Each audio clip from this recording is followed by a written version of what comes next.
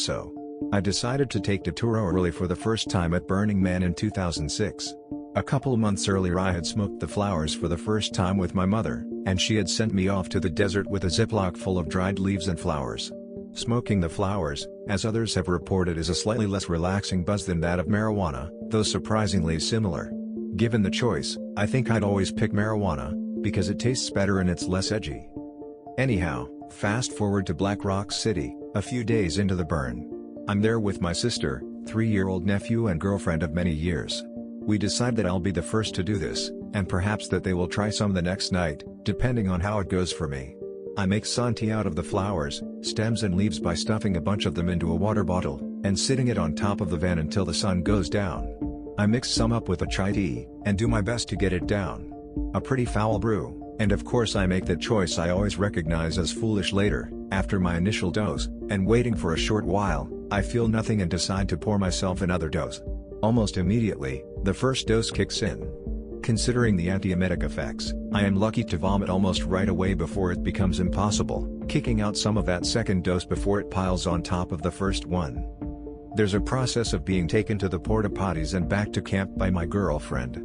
At this point, I'm having difficulty tracking the proper direction to and from these destinations, and an intense, horrid thirst. Absolutely the most parched I've ever felt in my life, and I don't have my water bottle with me during the trek. It's not pleasant in the least, and I'm squeezing my girlfriend's hand very hard, being mean and cranky and difficult to sit for, constantly pulling her off course and complaining loudly about how frustratingly thirsty I am as we make this little journey. Fortunately, this was probably the worst part of the whole experience, and things began to get better as soon as I managed to get back to camp and ingest some fluids. Nonetheless, things are coming on strong, with a lot of body buzz. After a small bit of exploring in camp, including apparently unsuccessful attempts to touch the pink flamingo attached to the van antenna, I decide that before I'm ready to deal with the world in this new state, I'm going to need to lie down in the van on the mattress and relax under the covers, and get used to my body. As I say to my companions, I feel like my feet are made out of something other than feet. I spend some time in the dark, expecting the kaleidoscope fractals of other hallucinogens, but there's actually very little of this. I spend a bit of time reading, I think it was Hitchhiker's Guide to the Galaxy, but it may have been Infinite Jest, I really can't remember at this point, except that it was one of my 2 large blue books, so it had to be one of them, and discover the visual distortion that will follow me through the evening. To wit, everything appears to be about 6 inches closer to me than it actually is, explaining my failure to make contact with the flamingo earlier that so amused my companions. I discover this because I'm unable to read my book with my glasses on. But if I take them off and hold the book at a normal distance, I'm able to read the book just as I would if I were holding it too close to my face with them off. Now, after a bit of accustoming myself to my new world, I get up out of bed and decide that it's time to play. My sister and GF are not in camp when I climb out of the van and, reflecting on how unpleasant the trip to the bathroom with the GF had been, decided to throw caution to the wind and left camp without a babysitter. When I eventually returned, I discovered that this had, of course, totally thrown them for a loop, and that my GF had a pretty good panic and went hunting for me, unsuccessfully. Once I set out on foot, I found that, while still present, the sensation of increased gravity began to lift away and my spirits rose. Other than the issue of depth perception, which made it seem to the people around me that I was trying to pet the things I was really trying to reach for, I didn't have the noticeable fluid visual hallucinations associated with many other hallucinogens. But, with the fact that I was at Burning Man of all places, and my lack of a babysitter to corroborate my story with, I frankly have no idea what I saw and heard that was real and what was purely a construct of my mind, making it hard to piece together a narrative of my experiences. I definitely experienced some disorientation, occasionally wandering into other people's camps inappropriately. I was also subject to the phantom cigarettes and other items that so many other users report. In my case, I also had a phantom water bottle. I suspect that this phenomenon, while most commonly reported with the cigarettes, is actually something that is a user's subjective occurrence based on whatever repetitive actions they commonly perform. This would explain the water bottle for me, as keeping hydrated is the most common repetitive action I have going on out there on the playa, and what I've heard for other people, like gamers who will fall into playing a game with a phantom controller. I had an extensive conversation with one fellow sitting under the scavenger hunt board, who I assumed was real, and a few other people encounters, but I do not recall imagining meetings with people I know, which seems to be something most people do run into. Instead, the most unusual effect is that I had what I can only call hallucinatory memories. I would find myself acting on a memory of something said or done, only to realize that not only had I not actually had the conversation or taken the action that triggered what I was doing, but that I hadn't even hallucinated the conversation or action, but that I was remembering something I had not experienced at all. Disconcerting, to say the least. One such scenario happened as I was trying to find my way back to our camp, and realized that I was bearing in the wrong direction, because I remembered distinctly having a discussion with someone about how a whole row of sites had been moved one row further out. Suddenly I realized that there was no way that would have happened, and that the conversation hadn't actually happened, nor had I even experienced a hallucinatory conversation, and that I was remembering something completely false. I also spent quite some time searching for my bicycle, which I had distinct memories of leaving somewhere. In a very dreamlike state, I would wander looking for it, lose track of myself, start doing something else, and then remember that I needed to find my bike. Eventually I gave it up for lost, and I did make it back to camp and reassured everyone that I was still alive and okay. I had never had my bike with me, it was in camp the whole time. After a bit, I decided that I had probably about enough of Datura world, so I took 25 milligrams of trazodone, which put me to sleep and allowed me to sleep well into the heat of the next day. Normally, I hate using trazodone as a sleep aid, as it tends to require a very long window in which to rest, 12 to 16 hours, or I'm unable to function the next day, but in this case, that was just what I needed. The next day I was still mildly disassociated, but I didn't have the multi-day ongoing trip that many users report. Again, I think I was probably pretty fortunate to vomit early on, or I expect I would have had an even longer stranger trip. I haven't taken an oral dosage of it since, but I found my experience to be pretty positive overall, and have definitely considered doing it again. The environment I was in was, I think, a big part of why it was so positive. I can see why taking this drug around a lot of straight folks in a real city, instead of the sea of freaks in a temporary city, might be overwhelming and much more difficult to maintain. Running off without my sitter was unwise, and a bit rude of me, but I don't think I would have enjoyed that particular individual sitting me for the trip, so it turned out to be a good thing. If I do it again, I think I'd really like to have a partner in the experience to compare with, as well as a sober sitter to keep an eye on us. Both my girlfriend and sister chose not to imbibe, but I believe I was able to pass some on to another burner, though I don't recall ever getting any feedback from him on how it went.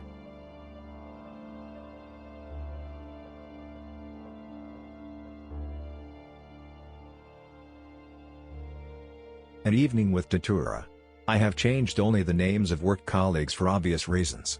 In the summer of 1987 I was 17 years old and working on the parks and gardens for the local council in Penzance, Cornwall, UK.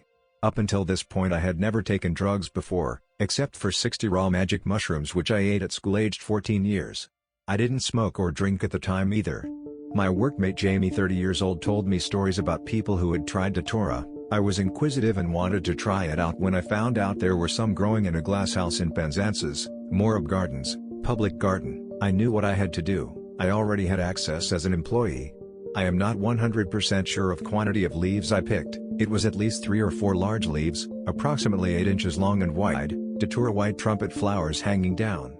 I folded the leaves and put them in a sandwich at lunchtime approx 1 p.m. I remember finding it very difficult to swallow because my mouth became really dry.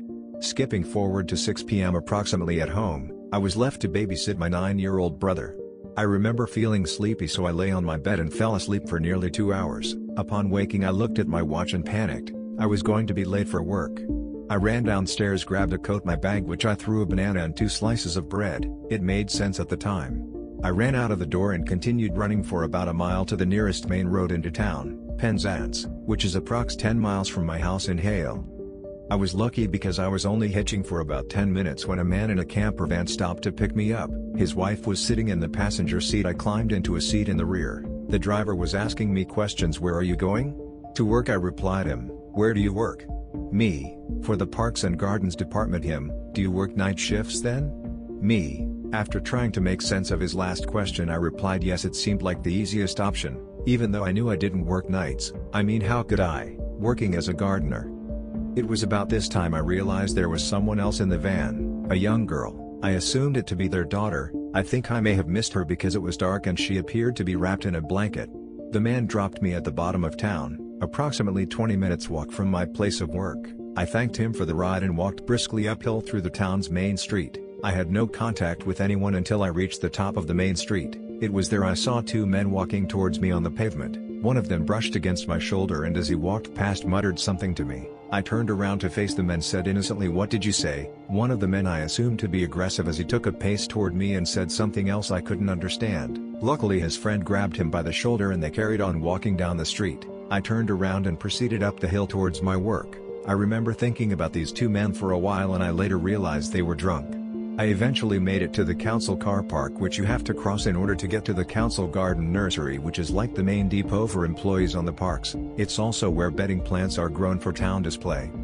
Just as I was approaching the main gate to the depot, I noticed a camouflaged white soldier standing against the hedgerow, perfectly dressed to blend in with the hedge behind him. He had similar sticks and foliage sprouting from his helmet, shoulders and arms. I made a point of congratulating him on such a great outfit. As I walked closer to him, he backed away into the hedge and completely disappeared, which slightly unnerved me as he didn't respond to my calls for him to show himself. It was then I noticed about 15 feet to the left of where the hedge looked darker, a large black man stood dressed in equally impressive camo gear to perfectly blend in with the particular stretch of hedge he was in front of. I approached him and as I did he too slunk back into the darkness and vanished. I had enough of these guys. They spooked me and I needed to get to work anyway, so I walked 100 yards down to the depot.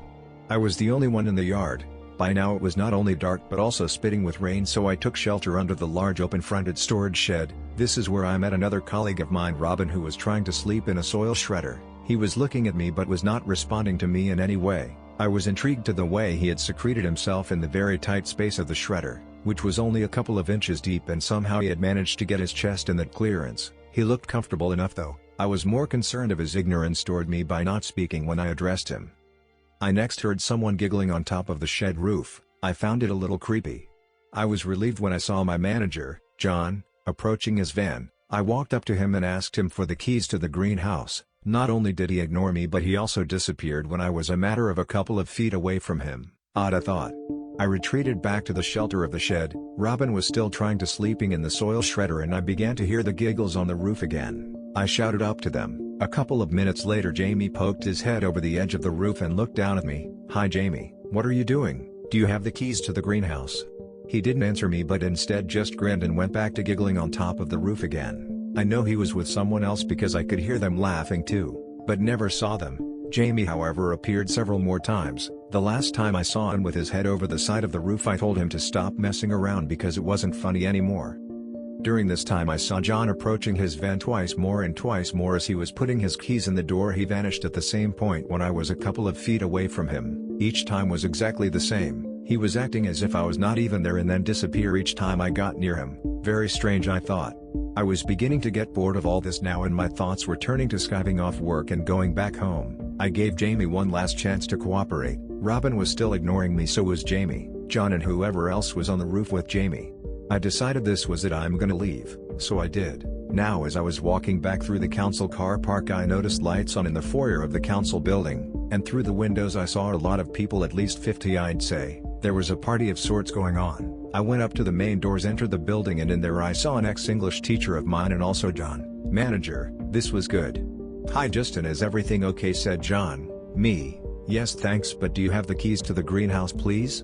John: "Why, what's the matter, have you lost your wallet?" Now without really taking in what he asked me and without much thought, me: Yes I think so." John: "We can have a good look tomorrow. Do you need money to get home?" Me: No thanks, I'm okay, I'll have a look tomorrow then." I left the building bidding him and my ex-teacher goodbye. When I knew they couldn't see me I sneaked out of the car park heading home so as not to be caught skiving off work. Maybe 20 minutes later, as I was on the outskirts of Penzance, I managed to get a lift from a really nice man driving a Citroen 2CV. I felt comfortable in his company and we had a good chat for during the journey of half an hour or so back to Haley. This man was even kind enough to take me over a mile out of his way to where I live. Unfortunately, just as we were within 200 yards of my house, his car stopped and he couldn't turn the engine over. I told him not to worry because my dad had some crocodile clips, I meant starter cables. Off I ran, knocked on door. A few seconds later the front door opened and I was greeted by my dad. Me: "Hi Dad, can I borrow your crocodile clips please?" He immediately grabbed me by the scruff and dragged me into the house, and while hitting me several times he wanted answers as to where I had been and why I had left my little brother on his own for the evening. 3 to 4 hours I had been out. All I could stutter out whilst crying was "I went to work, Dad," which of course he didn't believe. Maybe 20 minutes later I was in bed when Mum came and asked if I'd been taking anything this evening. I then almost started to think more clearly because I said I did eat some leaves earlier today. I never did find out what happened to the poor man in the 2CV, I hope he wasn't stuck for too long. Separating fact from fiction. I knew categorically what was fact and what was not real from my Datura experience when I woke up the next morning. The next morning I woke without any adverse side effects from the Datura. I could also remember vividly the whole evening's events from the point of waking to believe I was late for work. It was nearly 8 but 8 p.m. instead of 8 a.m., hence the first lift I got into town. The man thought I must be doing a night shift obviously made more sense now. That was the misunderstanding, which led to the evening's fun and games in the first place. The two men that were drunk walking toward me in town, was fact, it did happen. The two soldiers in perfect camo gear didn't actually exist. My manager, John, going to his van to unlock door 3 times was also a delusion of mine. Jamie on the roof with someone else also a delusion. Robin in the soil shredder also. The office council party was in fact true and I was glad I didn't make too much of a fool out of myself.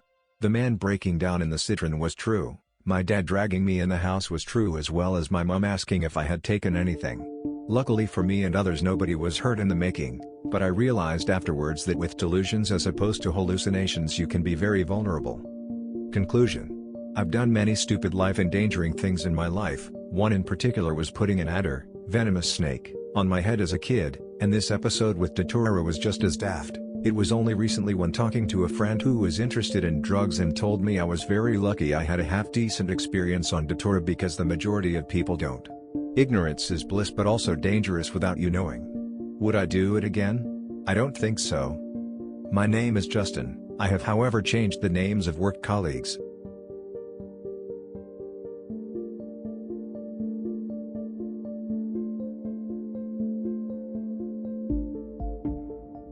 Erowid note, the dose described in this report is very high, potentially beyond Erowid's heavy range, and could pose serious health risks or result in unwanted, extreme effects.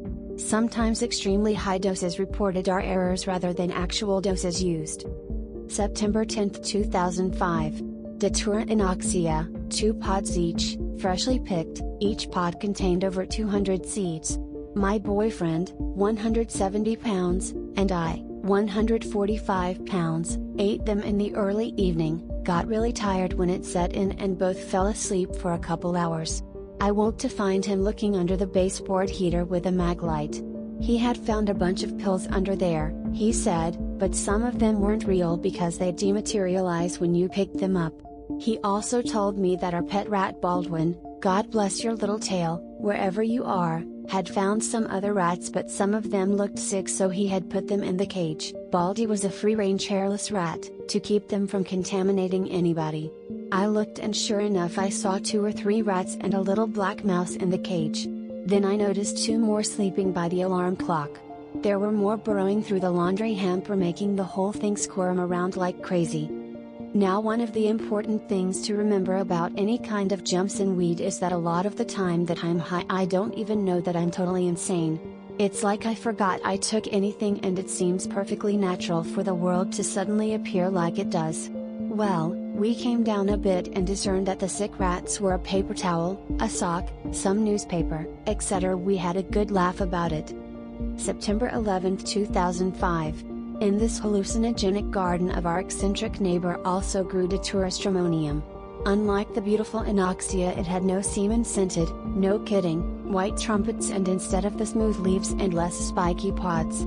The plants were scraggly with worm-eaten pointy leaves, dark, flowerless, and the pods wore armor like so many hypodermic needles I had to wear a glove to twist them off and scoop out the seeds. It looked pretty evil for a plant, and the seeds were more abundant per pod, smaller and darker, and tasted like battery acid as we chomped down at least 700 seeds apiece at about 8 a.m. That, as you will soon note, is too much. Both C and I are very experienced with tripping. I started with acid and mushrooms at 13 and loved it. Then I went on to love peyote, mescaline, DXM, AMT, DMT, all the way to toad skins and Brazilian tree bark. Nothing could have prepared us for this one. Again we fell asleep and again I woke second. This time C was talking on the phone to his mom on a screwdriver in the middle of the kitchen floor, surrounded by the inner workings of the coffee pot, trying to inject a spoonful of tobacco, and smoking a butter knife, begging his mom, on the screwdriver, and I for a glass of water. Datura lets us confuse one object of even slightly similar size, shape, weight or personality with another object, often with strange results. I noticed the rats were back and mentioned it to C. He said yes, they'd come home about an hour ago and were seemingly in worse health even than before. In the cage was a gruesome sight. A white big shaved mother rat had been hit by a car or something and was all ripped apart on the back half with her spine hanging out. In reality this was the hole in the sock one puts their foot in, and I could tell by her labored breathing that she was in agony. I had all I could do to hold back the tears while I begged C to put it out of its misery as she gave birth to litter after litter of rotting stillborn pinkies. This brought the maggots and flies. Even some huge spiders. All those cliché tripping stories were coming true, but by then we had no idea we were schizo and had forgotten that we had even taken anything. That Jimson weed could convince 2 adults of non-existent rats not once but twice in 24 hours. We didn't know how, since we always kept the place tidy, that we ended up with such a pest problem. It was hard to keep track of how many people were in the apartment. Most of them I didn't know anyway. We agreed that the 2 smelly fishermen who had just left would not be allowed back in. I told the fan not to answer the door and she said she'd give me a shot of dope since there was coke biled sky high on the table and I couldn't get my dealer to listen to me do give me anything or to pay attention to me when he was so small. He was so uncooperative that the more and louder I yelled at him the smaller and more deformed he became until I realized he was a potato in the palm of my hand. The potatoes had pushed off the table by all the coke and this immense jet black hulk of a man weighing it out in featherweights. No, not potatoes. How could someone be so cruel as to cut off a rat's tail and arms and legs like that? I guess they weren't all dying though because they were all still breathing and moving and had many scars but no open wounds or blood. The old man and old woman in our bed were dying though. The woman had a bottle of Oxyfast. I told her I needed some as I was dope sick, but she said I'd get no sympathy from her, even after all I was doing for them. She and her husband were so sick and dying I felt bad and let them boss me around in my own house so rudely, making me brush their teeth for them, cook and bring them soup made of Datura seeds and lotion, ice water, cold compresses. I shaved her legs with one piece of the inside of that Mr. Coffee that would never work again. The piece looked something like a razor. As I said, that would be a common mistake on this stuff. The landlord must have found out about the vermin because by the looks of all the people taking cover in the trash cans outside, they were gonna smoke us out. C was on probation at the time with less than a week left, really, so either the cops or the landlord or the fire department or someone, C said, was gonna fumigate us in a second. He put a pair of jeans. Then he put on another pair over those. I told him he had 2 and he took one off again. He said hurry and I said I couldn't move. I lay on the floor a little beat up, a blackish eye and split brow and lips. C had wanted to get me out of me, wanted to know where I had hidden myself. What did you do with Elle? I know she's in there, or something to that effect. Obviously no hard feelings about this. He didn't remember it and I barely can, but I had marks for a week or so. I couldn't move cause I most likely had a concussion, so I told him to go on without me. Save yourself. Save yourself from the cops and poor Baldwin the rat, the only real rat in the place, from the pest control army that was now advancing on us from the front of the house, running hoses under the doors. You see the hoses flapping around with the pressure of the gas inside, hissing like snakes and whispering jumbled warnings and laughing at us. C put Baldwin on his shoulder and, no shirt, no belt, no socks, jumped out the window and down the fire escape. That was the last time we ever saw our beloved pet. More and more people kept coming to my house. They'd usually knock on the door and I'd open it, and once I did I couldn't get rid of any of them, even when I said I had to leave to go look for C, because hallucinations are so damn uncooperative. You can't even physically remove them from your living room when your hand goes right through them. Nuts. There was some little Quasimodo of an albino girl that I might have gone to school with in the hamper now, getting eaten alive by the rats and maggots in there to be sure, but it was all way out of my control. I had to get ready and find a ride to the party. I met one girl, Jamie, who was homeless and on the road like I used to be. She also carried baby wipes in her satchel for when she couldn't get a shower, which she asked me for, and I felt bad refusing her, but I simply had to get everybody out so I could go find C, who took my morphine and supposedly went out to lunch with a bunch of girls and one of my ex-boyfriends from a long time ago and would show up at the party and better not have given away my morphine by the time I got there. Jamie and I talked very closely for a while though and found out we had a lot in common, even though she was dead and I was on a different plane. We could still smoke a joint together, and so we did, in the bathroom. Then she packed up her bag, gave me a straight-through hologram hug, and disappeared. We lived next door to a supermarket. I went over there to see if anyone in the parking lot had seen C with my morphine, or had any morphine for that matter. Boy, am I lucky I didn't get arrested. I found out the party was closer than I thought it was to be held, almost right behind my house, down by the railroad tracks. They were using the supermarket parking lot for the overflow. It was full of low-flying bats, birds, and tiny dinosaur-like things, all white or albino. I talked to the ATM machine. The automatic teller automatically told me all kinds of nonsense.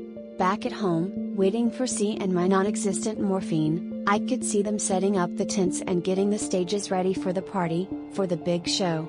It was practically standing room only out there. People of all shapes and sizes and styles of dress, even some top hats and manacles and bustles and hoop skirts and crazy African stuff and stilts.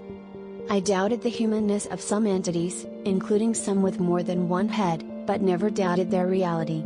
I was starting to get upset now though, not so much about the pills, but I was worried about C. It was getting dark now and I walked away from the carloads and truckloads of people pointing at me and talking about me like, wow, what is that?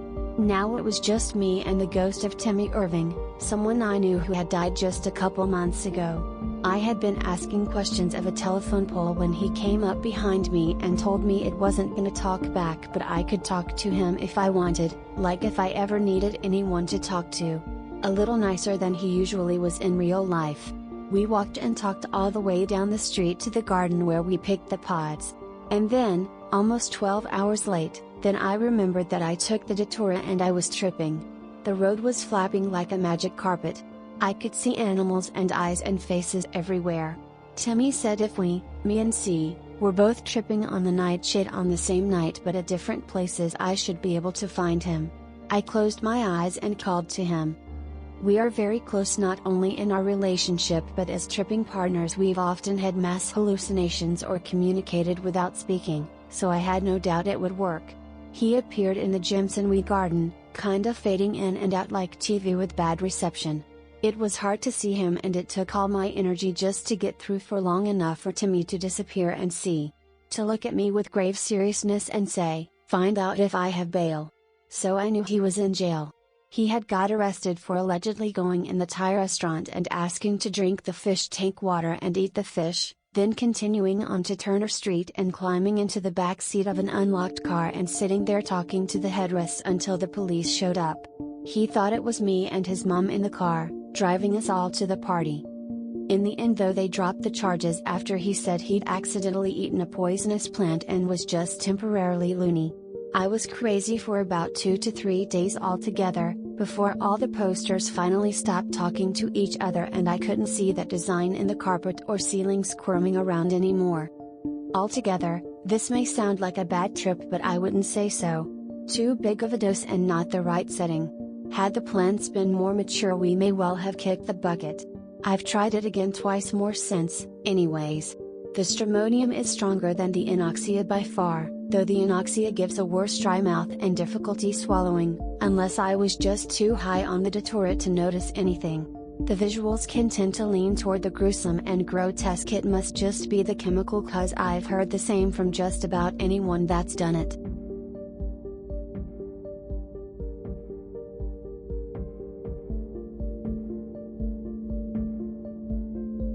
This is a report on my experimental use of Datura.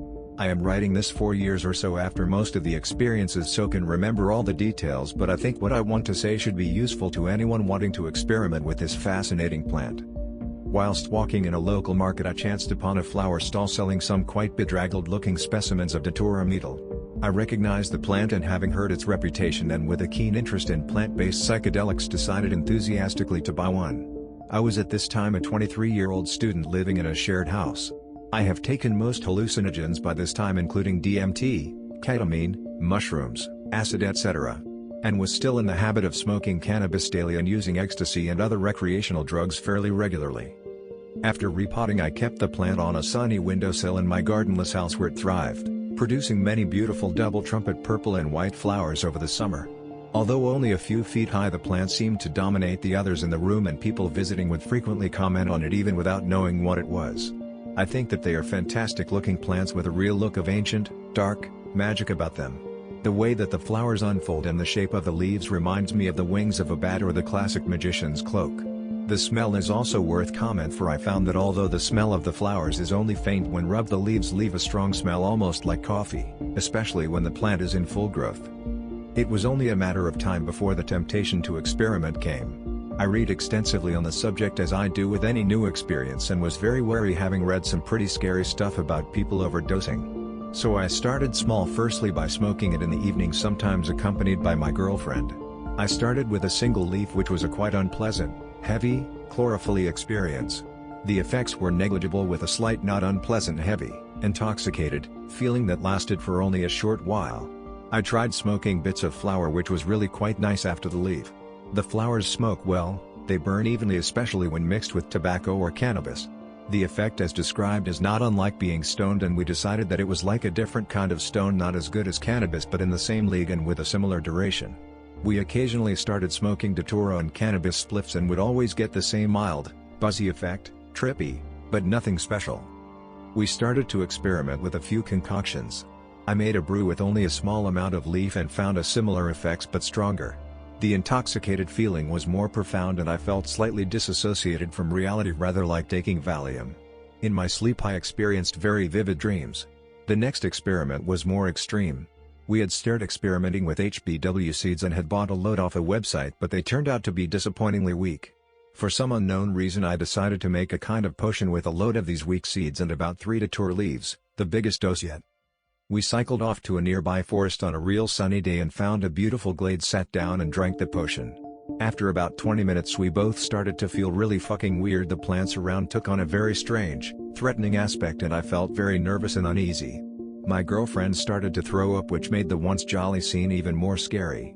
I felt queasy and out of fear I refused to hold down the brew and also chucked. After this we both felt a lot better but definitely felt a bit trippy. Whether it was seeds or Datura I don't know but the seeds were duff as equal amounts on their own had done nothing. We wandered off and got a bit lost, ended up battling through the undergrowth and eventually found ourselves in a pub where we had a drink and praised being back in civilization and felt very glad that we had both been sick when we did. After this I left Datura alone and at the end of the summer the plant produced some fantastic brain-like seed pods with thousands of seeds. I was still drawn to occasionally smoking the stuff throughout the autumn but always found it a bit dull and less pleasant to smoke than cannabis. At one point we found ourselves on hard times and started smoking Datura very regularly as a cannabis substitute. However I noticed myself sometimes becoming quite aggressive after smoking it, especially if I had been drinking. We started arguing a lot and it seemed to be having quite a profound but subtle effect on both of our moods. We came to the conclusion that the plant was trying to split us up, so packed it in and stopped smoking it. About that time, early winter, the plant died, succumbing to spider mites, which seriously love indoor Daturas. The biggest dose that I ever took however was shortly before the times discussed above. I was at a party that my sister was having at my parents' house when me and my girlfriend were staying there between moving. I had been at the pub and was a bit drunk. Me and a friend decided to brew some Datura for a laugh and made a potion with 3 leaves in it. The effect was, you don't hear this often about Datura, fun. I felt my drunken intoxication enhanced and stumbled around the party having a good time. My friend also enjoyed it, describing it as a super kind of drunkenness. I don't remember much but apparently was talking about some weird stuff and not making much sense. I slept and woke about 4 AM feeling very trippy and bit spun out. The party was winding down and my parents were still away. For some reason I was feeling pretty hardcore and I was clearly not thinking straight as I went downstairs and made a brew of Datura with a single flower. I put this into 2 cups, one for me and one for my girlfriend who was at the hospital with her friend who had fallen and cut her head. A different story. When she returned shortly I offered her the drink, but she though I was mad and went to bed. I didn't see the problem, so I drank both cups and lay down. I slept and had the most vivid dream, mostly about walking down a street, coming to the end and then waiting whilst the street rebuilt itself, then walking down it again. The dream was seriously in technicolor and I was very vividly traveling through it. I awoke the next morning and I can only say that I was tripping. I had traces and could see patterns and colors everywhere. If I started staring, the patterns would morph into shapes and images. I was surprised as it was rather like acid but with a very mellow sedated physical sensation. I felt truly fucked all day. I couldn't see properly, I couldn't read and I was tripping out. The effects lasted unchanging all day, so I just sat around the house waiting to come down. I slept that night, Sunday, and woke in the morning to go to work at my crappy job in a mortgage center for a popular high street building society. When I woke I was still tripping. I considered phoning in sick but decided against it and spent the day at work watching my compute keyboard pulse up and down and quietly observing a little demon that would appear in patterned objects and dance around. Actually quite an interesting day at work. It took me about a week to totally recover, and in retrospect I certainly had perma-visuals of a stronger degree than normal, seeing blocks of dark color and traces throughout my day-to-day life for months after the time in which I was taking the drug regularly. The last time that I took Datura is also worth comment as it demonstrates how the strength of the plant varies. It was the following summer and I hadn't smoked it for 8 months or so. I had grown a few new plants from the seed that I had and felt a strong desire to try smoking the flowers again. My girlfriend was away so I would get no grief. I rolled a joint with only part of a flower, which should have been a very small stone dose. I cruelly tricked my mate into smoking it with me, telling him it was MJ, and me and him took only a few tokis each. For some reason the joint was way strong. Both of us tripped off it. I was totally unprepared and received proper acid-style distortions and patterns, traces, etc.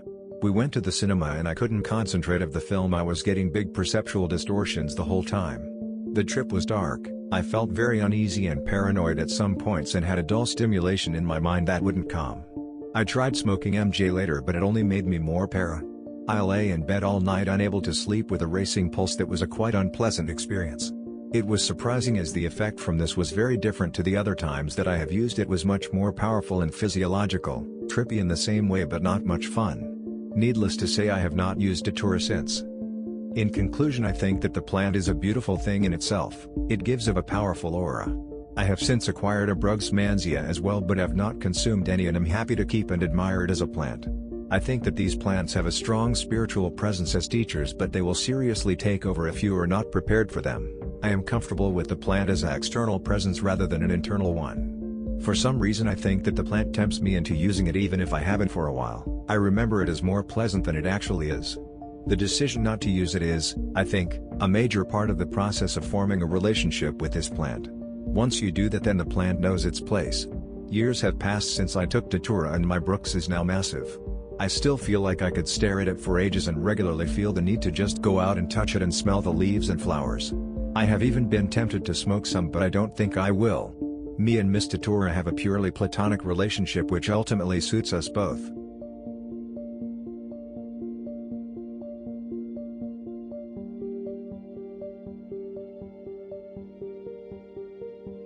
Datura in jail. I was in jail and lucky enough to be put on the litter cleanup crew. We would clean the side of the highway twice a week, which was always nice because we would find strange and unlikely things on the side of the road. Wallets, bags of pot, used condoms stuck to the guardrails shadowing the dirty highway. We dangerously navigated to peel them away, grimacing as we placed them in little bags. Also, we often encountered unidentified bags of little pills which we took regularly after retrieving them from our rectums. I assumed people had thrown drugs out the car window while being stalked by the highway patrol and the wallets had been stolen and tossed aside the highway like the thousands of fast food cups we relieved the nasty landscape of. One of my jail buddies saw some neat flowers growing on the bank about 3 yards from the highway and he cursed with joy and gave me an evil grin as he turned to me and said, "Stuff as many leaves as you can into your ass, dude." I complied. He insisted, and being a dominant figure in our little circle of jail buddies I saw no other option. I crammed what must have been 40 or more of the leaves into my rectum and bum crack. Bad move. On the van ride back to our lovely jail I was talking to people who didn't seem to be there according to the other occupants of the caged van. I was quite high, yet high is a word that does this state of mind no justice in description. Later I discovered that the rectum is a good way to administer psychoactive substances into the brain. How was I to know at the time? I was on psychiatric meds, Tegretol, SSRI antidepressant, Depakote, Seroquel, already, so the corrections officers paid no mind to my mumbling to invisible people. I exited the van in glistening chains, while laughing hysterically at an old yet young-looking lady making faces at me and then vanishing in a haze that looked like exploding red glitter. She had no face, really. I could never articulate what I saw. Sorry, but some things are possibly limited in description through human language.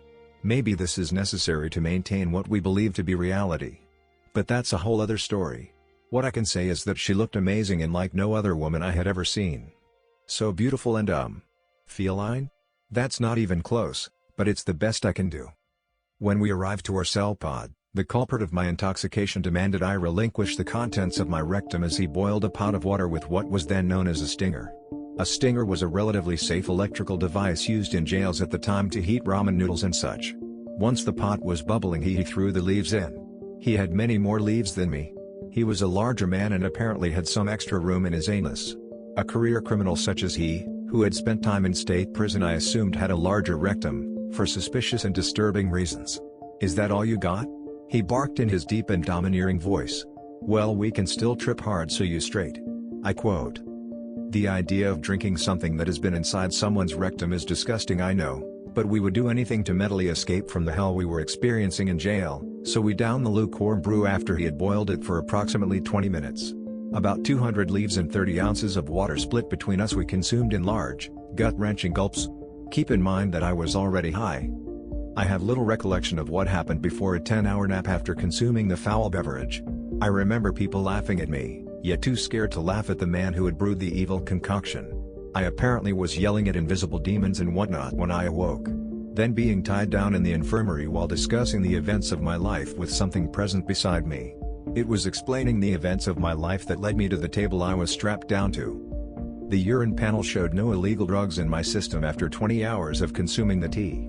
As I frothed at the mouth while speaking tongues to invisible entities, the staff didn't know what to do because I was having trouble breathing. "What did you take?" they repeatedly asked in demonic tones while trying to console me. All of the people who I assumed were actually there had my mother's face at one point, which was quite scary, yet morbidly comforting.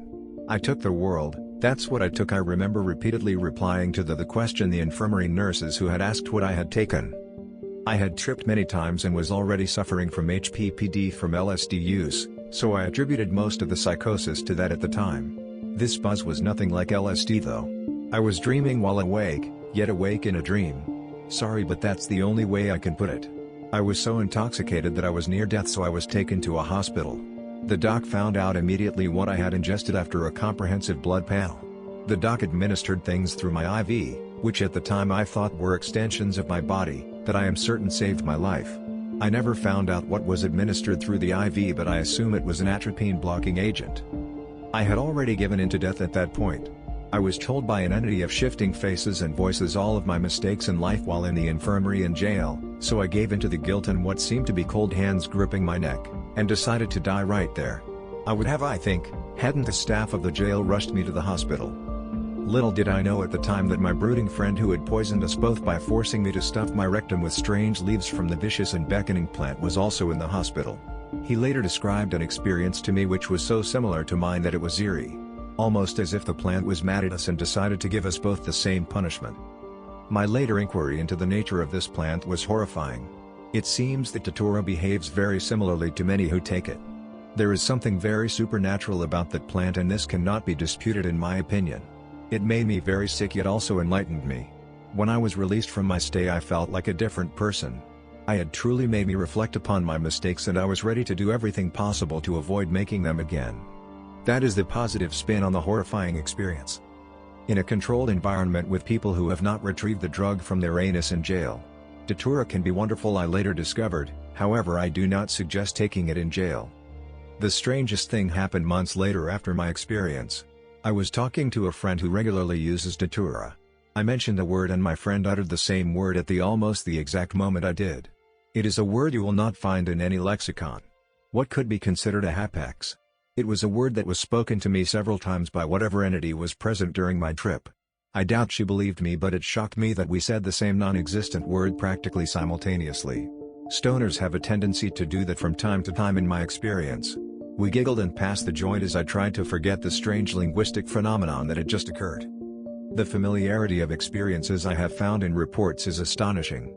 I was tied down and unable to run around naked, but I was feeling the same things that others have testified in describing their experiences.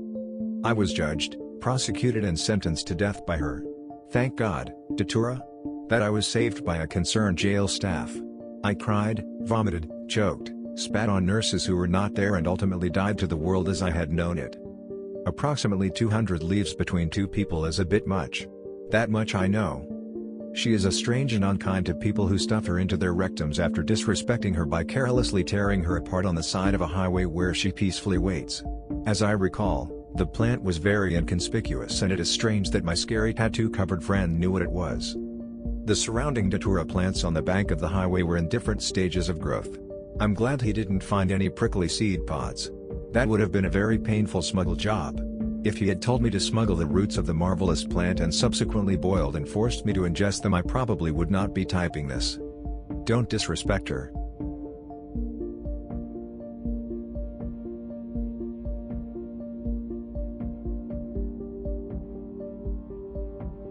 What follows are the events of my first 2 experimental Datura trips. I'm a 21-year-old, 200-pound male experienced psychonaut, having used nearly all common psychedelics multiple times, as well as all but one 2C chemical. I'm an uncanny hardhead to most psychedelic compounds, much to my dismay, which means I can rarely achieve the level of experience as many other experience report authors, unless taking an immensely high dose. The Datura inoxia I used was found on my college campus, and it is definitely a genuine, native specimen. I have spent much of this year researching and reading on the tropane alkaloid-containing plants, Datura, belladonna, mandrake, bergmansia, and henbane to name a few. I had my heart set on belladonna, but recently I discovered a perfectly good Datura shrub, and that gave me the inspiration to begin. Both of these experiments were done indoors, in a large house with 21 members. They were all good friends, and a few of them knew what I was planning to do. I chose 2 experienced trip sitters to read a handful of Datura trip reports and the Datura sitting guidelines, just in case things went sour. Experiment 1. D0. 3 p.m., ground up 50 small Datura inoxia seeds in a mortar and pestle. The seed coats are exceedingly durable, and the mortar and pestle did very little to truly crush them. Moisture was expelled from them only after a long period of crushing. I chewed them as much as I could, and washed them down with water. Despite intense bitterness, I was able to choke them down with minimal gagging. This is a test run for me. I find it highly unlikely that the small dose will affect me. Fortunately, you can always take more after the fact, but you can never take less. At 200 pounds, this may be one of the smallest dose-to-weight ratios for which there is a plausible experience report. D plus 50 minutes. I've begun to feel the gradual placebo come up, something I often feel when very anxious about a new drug. It's nearly certainly psychological, but to enhance the feeling, I smoked 10 seeds of Datura inoxia out of a waterless bong. They smoke surprisingly well, and the taste, although slightly acrid, isn't entirely unpleasant. It's difficult to inhale once a certain smoke volume is reached, and the seeds taste much like a cross between burning marshmallow and gasoline. Taking large bong rips is completely out of the question due to the power of the smoke. The smoking has elicited a rather dry mouth, as expected, but only slight changes in perception. D plus 1 hour. Another 10 seeds were smoked, this time with water added to the bong. This markedly increased the volume able to be inhaled. Sensory effects have begun to grow, but only slightly. D plus 2 hours. I've been trying to sleep for the last hour and surprisingly it was a comfortable nap. However, the effects were very faint. I had difficulty focusing on things, much like trying to view something after staring at the sun for a while. But the one way I knew that it was working was the dry mouth and throat. It was completely impossible to rehydrate. Water simply seemed to run off the dry lining of my throat rather than absorbing into it. D plus 4 hours. No new effects have cropped up, aside from more noticeable dry throat and an increase in epidermal discomfort. I felt as though I was wearing a wool jumpsuit with nothing over it. My friend and I cooked a delicious pizza, but I found it to be tasteless and dry due to the supreme lack of saliva in my mouth. It filled me up, but didn't grant me even the slightest pleasure. D plus 6 hours. I feel to be coming down already, which is uncommon according to most Datura trip reports. The sore throat has gotten markedly better, my vision is slightly off kilter but barely noticeably so, and the skin irritation is no longer present. I'll probably call it a night early, and for the next experiment, either double the seed dose and or smoke the leaves and roots. A tea may also help. D plus 14 hours. Feel much better this morning, although it has reminded me of how unpleasant the earlier night had been. I'm certainly not looking forward to upping the dosage. Experience 2. D0. I chose to up the dosage considerably on my second experiment with Datura, picking 1 fresh flower, 4 fresh leaves, and roughly 300 seeds. I pulverized them all in a mortar and pestle until there was a soggy wad. This wad was added to 1.5 cups of boiling water, and I allowed 15 minutes to elapse for the solution to concentrate and release the tropane alkaloids. 1 cup of the water evaporated in the boiling process, leaving half cup. I strained this with a coffee filter into another cup filled with lemonade and fruit punch. In this mixture, the Datura wasn't even noticeable. D plus 1 hour. The dry mouth is already in full swing, and my body does not feel good at all. There are pins and needles all over me, and no amount of rubbing helps. I have also grown extremely unbalanced, almost exactly how I feel while intoxicated with alcohol. I generally am holding on to something as I wander around my house, to keep from tripping, physically. D plus 2 hours. I have fallen into some sort of hypnotic hibernation. I feel too lousy to walk around, my eyes hurt too much to open, and the spring water I drink is indistinguishable from puddle water. So I sit on my love sack, eyes closed, body intensely irritated. At one point, needing to go to the bathroom, I got up and swayed my way to the toilet. In my experience, walking while on Datura is much like walking blindfolded in a boulder field. It's impossible to tell when my feet are going to land on the ground. Occasionally it felt as though I was walking with 1 foot on the sidewalk and 1 on the road. Urination is highly abnormal, I pee for much longer than average, but the volume expelled is significantly smaller. Also, after finishing, I feel like I need to go even worse than before. D plus 3 hours. I believe I finally got into bed at this point, and that is where the trip truly started. It's very difficult to explain, but I began to have the ability to switch between reality and dreams. 1 minute, in my mind's eye, I'd be sitting in a field, speaking to a friend or two, in my head, not out loud. I'd jerk my eyes open and return swiftly to lying in bed. But the second my eyes closed again, there I was in an entirely new setting.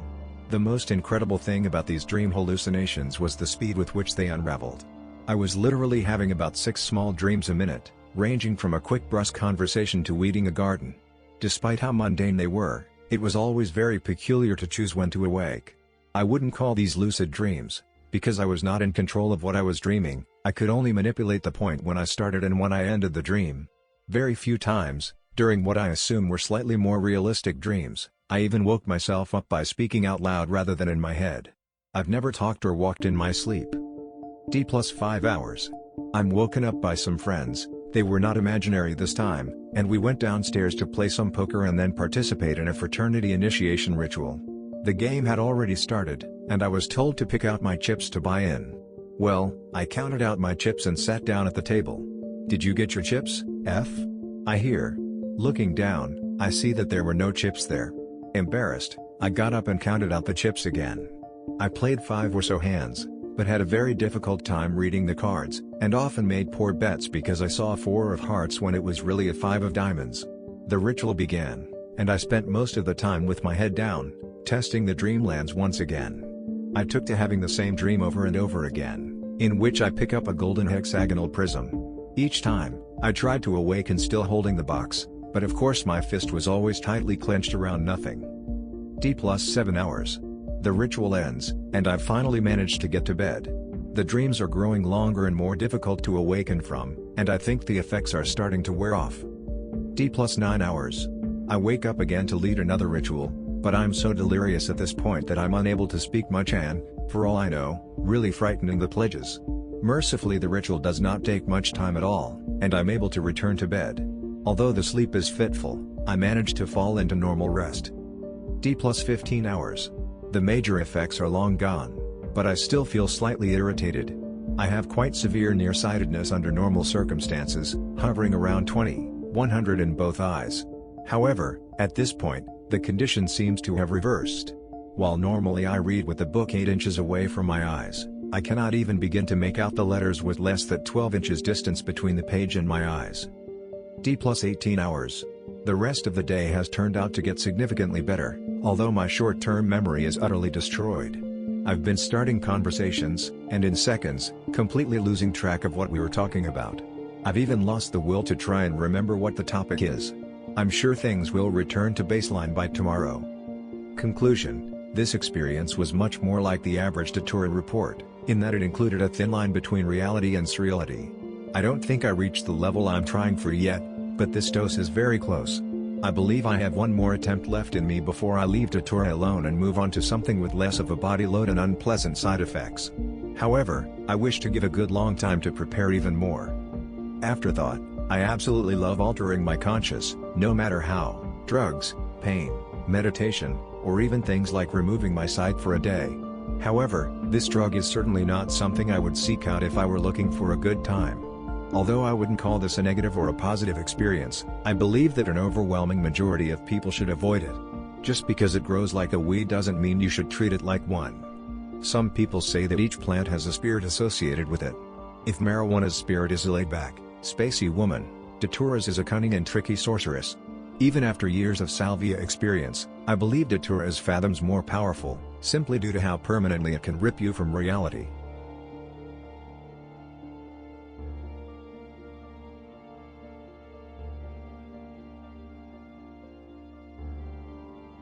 Excuse the long intro, but it serves to show the lack of thought that can go into an experiment like this. Preamble: I was 17 years of age and had heard about a plant which would get you high. That fact, the name and what it looked like was about the only information I had on Datura, known to me then by its colloquial name of malpite. Typical of my approach to the experiment, mindless, I only registered the name phonetically, and it only later clicked that the direct translation of the Afrikaans malpita to English is mad seeds. I live in South Africa, by the way. Also, some half-baked methodology was told to me of having to put the seeds from the pot into water. This apparently separated the good seeds from the bad seeds by a process of sinking or floating. The distinction of bad was understood to mean poisonous. Unfortunately, there was no clarity on whether the good seeds would float or sink, so the philosophy was advanced that since the method would leave us with a 50-50 chance of choosing all good or all bad seeds, it would be better to rather dispense with the method altogether and just eat all the seeds, thereby softening the blow of a possible poison attack. Good work, team. It was an interesting situation the day I ate the seeds. I was a boarder at my school and had a day off school with virtually nobody in the dormitory. This was due to the exam timetable leaving a few days free, at which opportunity most of the people went home. My home was too far away to justify this, so I stayed. I made an illegal journey out of the school grounds with a friend to go and buy some weed, but we didn't remember the directions very well and got a bit lost. We happened to walk past a Datura plant which grows along the way, and I remembered that I had some dried seeds in my cupboard at the dorm, so the decision was taken to try some. The seeds. I had half a handful of seeds approximately on a relatively empty stomach. It was winter.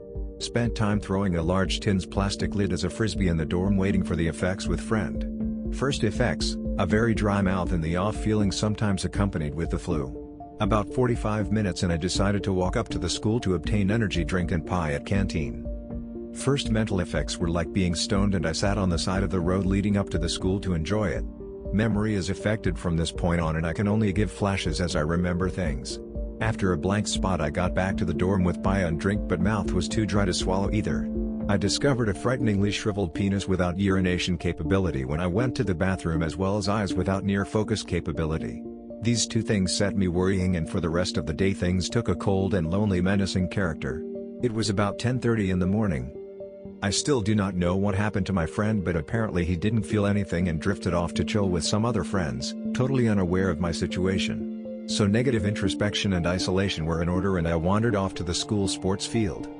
On the way, and whenever I was walking, my foot seemed to slip through an oil patch with a nasty jerk, and I would closely inspect the ground for this oil patch but would not find it. Somehow I registered that because my eyesight was affected by the seeds, maybe I could not see the oil patch. That the oil patch might not be real did not occur to me. And so it was with my hallucinations throughout the day. I would take it for granted that they were real, but if it were proven unreal, it simply added to the negative, menacing backdrop to the whole scene. I would rather attempt to find the reality of the hallucinations than admit that something was seriously wrong with my world. The next memory is of a gigantic network of insect populations crawling into and out of a shadow which fell across a painted concrete wall. The image persisted for a long while until a banging noise interrupted my reverie and I realized I was actually sitting on the grandstand watching people on the sports field. That kind of thing would occur too. I would lose awareness and float inside a perception, somewhat pleasant, until it broke and the cold loneliness would be felt stronger with each return of it. The closest thing I've experienced to it is delirious thoughts during sickness or fever, but on a bigger scale. Somehow I remember the banging noise as golf balls hitting the grandstand. I may have attempted sleeping because I remember getting up from a lying position. The stands were metal and ice cold. I was astounded to find that my feet weighed near 8 kilograms each. I think that's about 4 pounds? Very heavy. Now the memory is flooded with conversations that I tried to add to but found myself talking aloud to no one, an extremely lonely and confusing feeling. I remember a long conversation with a person which was different in that he was vividly real and I am still tempted to think that he was real because we talked about the seeds and how I was high etc. It's just that this person had left the school about a year earlier. If it was an hallucination then it was an awesome accomplishment of the human mind. At some point I was in bed watching my cupboard float up and down and left and right and up and down etc. in reverie again, when I felt the need to chase after a shadow I saw from the corner of my vision, some quick and sinister thing. Each time I turned a corner it turned some corner up ahead. The last thing it zipped into as I turned a corner was the dark cavity underneath someone's bed. Scared shitless I got back to my blankets without looking under that bed. Spiders crawled underneath my blankets up towards my face. Even with the dormitory so empty and the hostile masters all at the school I was extremely lucky to stay out of trouble. There were signs that stuff happened which I don't remember, like grass down the back of my jersey and posters that were found in the dustbin. Other things I remember, showering and passing somebody shampoo and hearing the bottle hit the floor, nobody in the next stall to pass to, and talking to people who would vanish into thin air, visual ghosts at the edge of vision, and small reveries in immersive visualizations. They all happened in front of that cold awful lonely emotional background. Even the fright aspects were flat and lonely, cold. It occurred to me at some point that I was walking around hell. This feeling left me soul stunned. Book. A little bit of heaven floated down out of the darkness as I was exhaustedly drifting off that night. Some kind of book appeared with impressive clarity, like the ultimate reverie, and it wiped all traces of the cold and lonely away, leaving me struck with a fresh smiling amazement. I remember nothing as to the content of the book, but to read from it was the most satisfying thing in the world. I can't relate any experience to it other than religious ones I've had at other times. But more so.